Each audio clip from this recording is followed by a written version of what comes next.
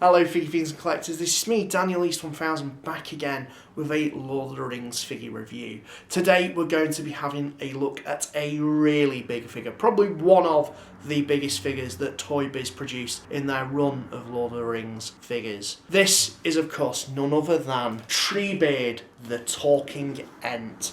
I got this second hand for an absolute steal of a deal, and I'm really thrilled to have this in the collection. Where I'm going to put it is another question, but I got it for a decent price, so that factor can come in a little bit later. But this is a real hefty, chunky figure, and I'm kind of blown away that it's still in the packaging, although it is worth noting that the packaging is very dinted, banged, and slightly crushed, but that's okay, it's second hand and I'm going to be letting it breathe anyway. Now, just before we start the review, it is worth noting about some of the packaging variants. As far as I'm aware, there's only one other variant to this, and that's of course the red style packaging for the Two Towers, which is where Treebeard first appears. So this blue packaging is for Return of the King, which would indicate that this is a slightly later release, but as far as I'm aware, there's not really any differences between the figures. Something worth noting is this is of course scaled a bit more accurately to the entire figure line because Treebeard is literally a talking tree. He's a big boy.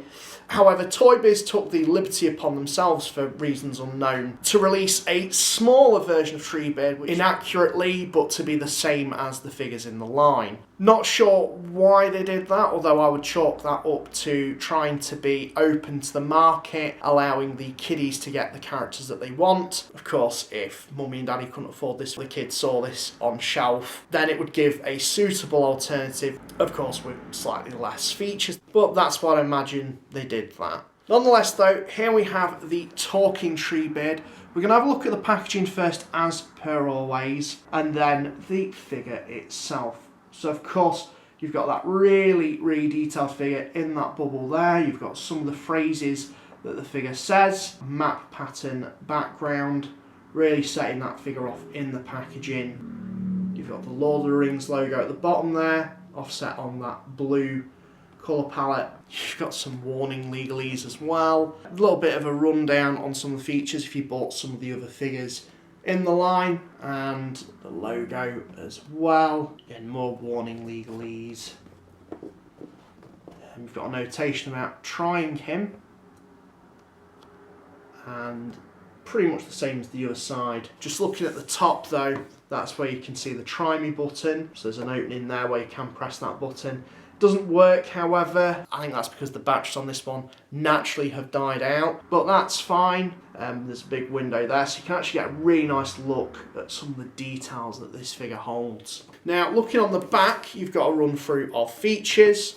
You've got that nice silhouette at the top there as well. Treebeard, some of the features, a bit of a bio as well. Rundown as to how to assemble the figure and insert the batteries. And a ton of legalese at the bottom as well. At the bottom is just standard Lord of the Rings, and well, that's basically the packaging out the way and done with. So let's let it breathe and take a look at the figure itself. Run, Merry!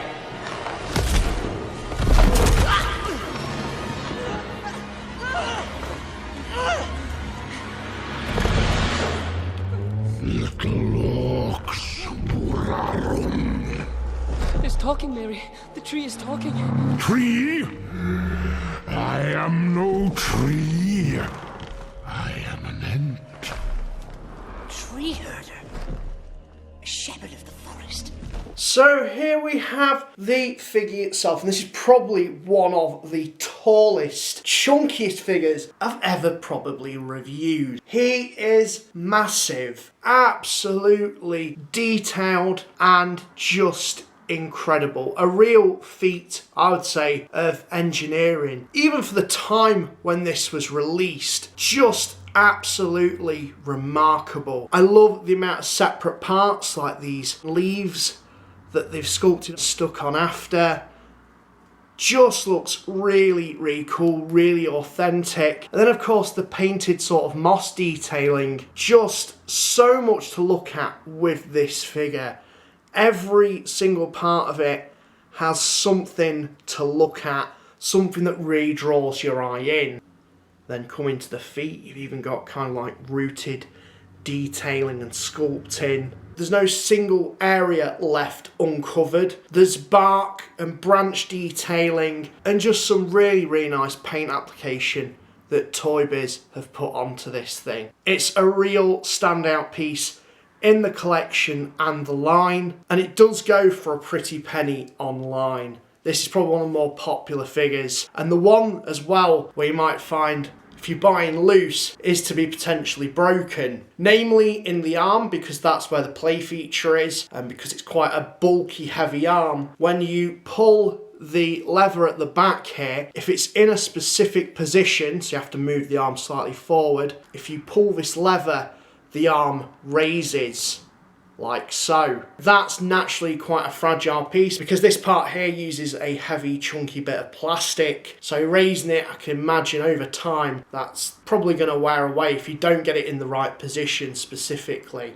because there does appear to be a lock just to make you get it into that position ready for the lifting action. If you move it down, then it kind of locks out of position. It's just really hard to move that. It almost feels like you're going to break it when you pull the lever. So it's just worth bearing that in mind. That's one of the cool play features that it does come with. Not only that, there's also, as you can see just here, a battery compartment. I have replaced the batteries now and it does work, fortunately. So if you press a button, which is situated and quite well concealed just up here, and if I just press that for you now. I am no tree. I am an ent. The eyes and the lights and even the mouth and mustache move a little bit, which is really remarkable. And of course you've got these sound effects from the film. Alarm! Don't be hasty, little orcs. Bularum. Treebeard somebody. I think that's just really, really remarkable how they put not only lighting in there, but a moving mouth. The fact that they included play features within this, and again, they're really well concealed within the figure, is just something to behold as well. And I hope, in terms of the sound of this, it comes through well enough on the camera. At least when I did a sample recording on my phone, it did sound a little bit crackly, but it sounds pretty clear in hand. But just looking at that head sculpt, or face sculpt, absolutely stunning. Even the eyes are painted really, really nicely. There is a little bit of assembly required just on this back segment here. You do just have to stick that in. It's via a peg and a socket. Cool enough as well, you can sit Merry and Pippin on him to recreate scenes from the film. And you know what, for the intensive purposes of this review, I have posed him up with Merry and Pippin, so you can actually see him holding character and where you can sit the figures as well. There's even some branches here where you could even have some of the figures hanging off. But that's just a really, really cool thought and play feature. Again, showing some real thought in terms of what kids would want to do with it. And also incentivising a reason to buy certain figures as well. So if we just take the Hobbits off him again, he is just a towering, towering figgy and a real shelf presence. Now, I normally don't do this in my reviews, but just for size comparison, to give you context, how big this guy is, even though my forearm should maybe give you a bit of an idea to that. Here's the other Treebeard, which is in the extremely unscaled size that Toybiz released. Just to give you an idea, he absolutely dwarfs him. This is really the exact same figure, just downscaled, and it's still kind of amazing how much detail they packed into this smaller version, but height wise it just absolutely pales in comparison. In terms of accessories, there's no real accessories, so we don't really need to touch on that actually. However, his articulation, he has ball jointed shoulders, so in this arm it is a little bit loose for that play feature. He has ball jointed elbows, although they're a little bit limited due to some of the branches, or bark rather,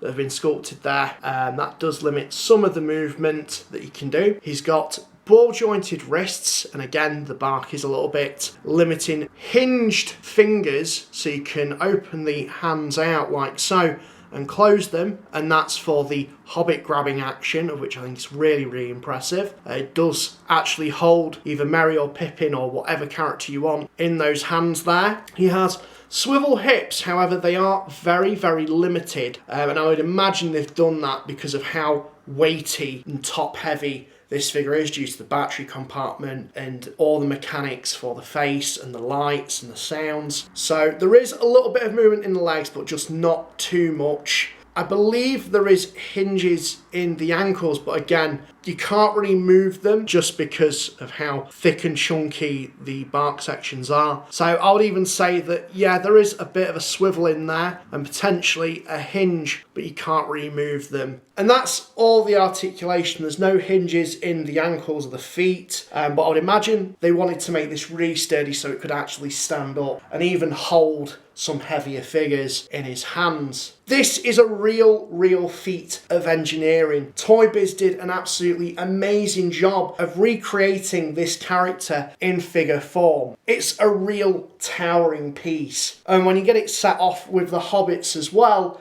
it looks absolutely amazing. I'm really pleased that I got this for a decent price. And if you are a Lord of the Rings collector, I highly recommend this one, especially to have out of packaging. It's just a real sight to behold. But that's my look at Treebeard.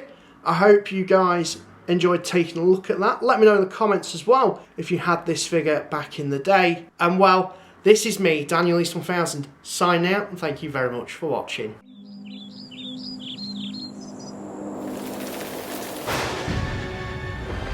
Yeah, cool.